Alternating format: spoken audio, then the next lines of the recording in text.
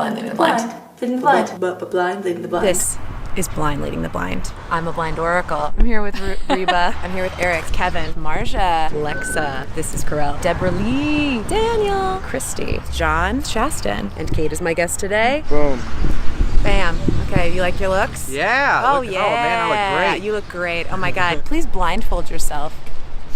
Did you bring your own blindfold? Oh, yeah, she's so prepared. You blind? Yep. All right, here's my arm. Link arms with me. Yeah. We're going to start walking. Ready? Okay, great. You really got me for a second. Let's focus on freedom. Freedom. Okay. What does freedom look like to you? So freedom, man. Freedom. This is a parfait question. Has layers. Ooh. Man. You feel free? I mean, I really do. Do you feel free usually? Yes and no. You're a white male. Yeah. A lot of people might say that you're the freest in our culture. Yeah. The freest subset, like the 1%. In our consumerist culture, having money and having power gives you a lot of freedom. It also gives you the ability to use certain systems to your advantage that people who don't have those things may not be able to do. But I think we all know that money and power and the acquisition of those things don't equate to happiness. Sometimes it's more of a burden. It does seem really simple, right? Freedom is doing whatever the fuck you want.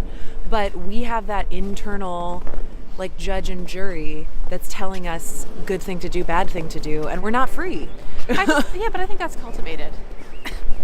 I think that judge and jury is like a really helpful tool that's been cultivated in a very specific way. I feel like I fight for my freedom a lot, just kind of like to break out of social constructs that we as a society have created. I mean, like certain ideas of this is what you're supposed to be doing with your life, and these are things that you're supposed to acquire and have, and this is what it should look like fiscally in your future, and like all these things. If you were going to break it down into like civil rights, that sort of thing, well, I feel very free in this country as I probably would if I had been born somewhere else. Mm-hmm. So or in this country at some other time. Or in this country at some other time, which I will get to that, because those of you who aren't blind, you may have noticed that I am black.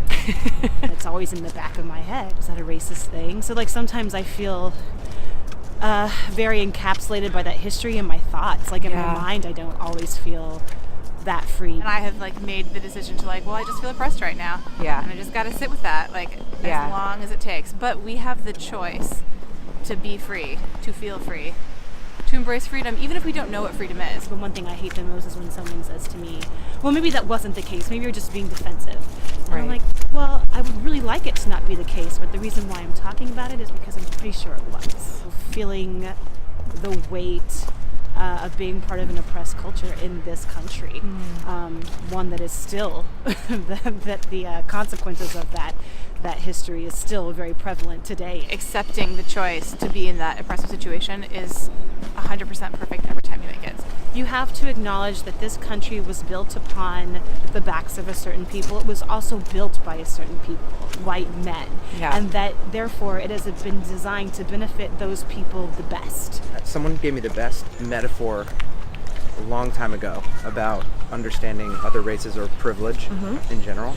And it was like if you walk into a room with a baseball bat, you have the bat no matter what, and you can either swing it around and like knock stuff over and be careless with it, or you can realize like you have it whether you like it or not, and be aware with it. There are certain things that men don't have to deal with that women have to deal with every day. There are certain things that homosexual couples have to deal with that heterosexual couples do not have to even think about every single day, and so on and so on and so on. You can't change who you are, but I'd like to be aware of how I act and who I am and how that affects other people. I hear some young people say things like, I'm colorblind, I don't see color, and da-da-da-da-da. And I think that extreme thinking is also can be damaging because you have to see it. I agree, because also speaking in terms of gender, that never serves us. There are differences between the races and the genders. Not value differences, but like we are all different people. We're all different people. Once you know yourself, once you give yourself freedom and permission to be who you are and all that you are, then you start to have the freedom and the grace to allow other people to be fully who they are. It's this constant struggle between like individual freedoms and then community freedom, and like feeling like there has to be some sort of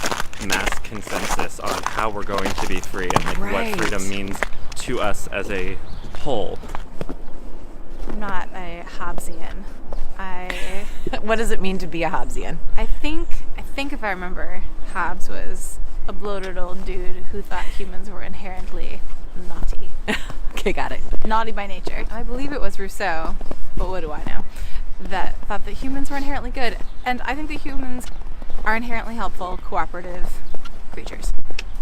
Yeah, true. Winking underneath my blindfold. I need to believe that like if everybody is playing at their own end game and everybody is doing what they think is best and free for themselves, then I feel like good will win in the end. That doesn't mean that there's not going to be any bad, but I also think that like all the bad, all the negative things will naturally get filtered out.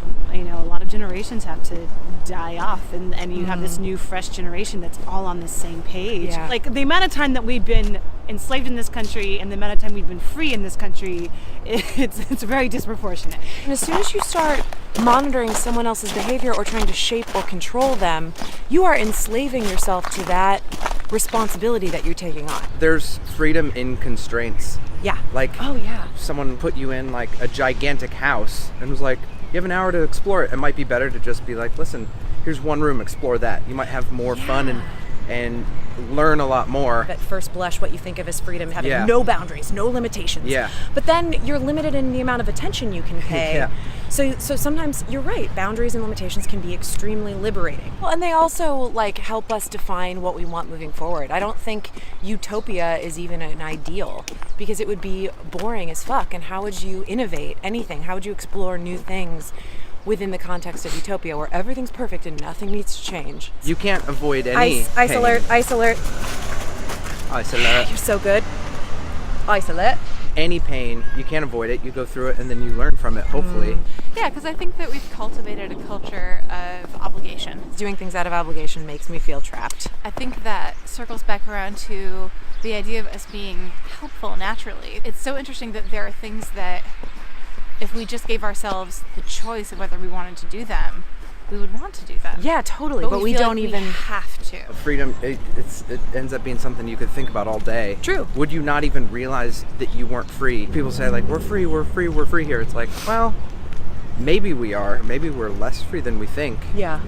And we still wouldn't notice. Our realities are so vastly different. Yeah. Like our reality is so different from the people that live 3 doors down from us. So why am I going to try and tell them what I think is best for them? Yeah, that's very wise. Oh man, well, thank you for helping me see that in a new way. That's awesome. Cool. Are you ready to stop and have your eyes back? Are you ready to have your eyes back? It's gonna be bright. Oh, I bet, because it's snowy. Do you want me to hold your coffee? No, I think I can do it. Oh wow, okay. Oh man. So just pull it up. Oh, it's bright. Woo! Woo! Yeah. Oh my God, it's bright out here. It's a bright day. bright out here. I missed my eyeballs. Oh, it's so pretty. So beautiful out there. Thank you so much. Blind, they were blind, Mwah. leading the blind. Oh yes they were blind, leading the blind. Ba-dum-bum.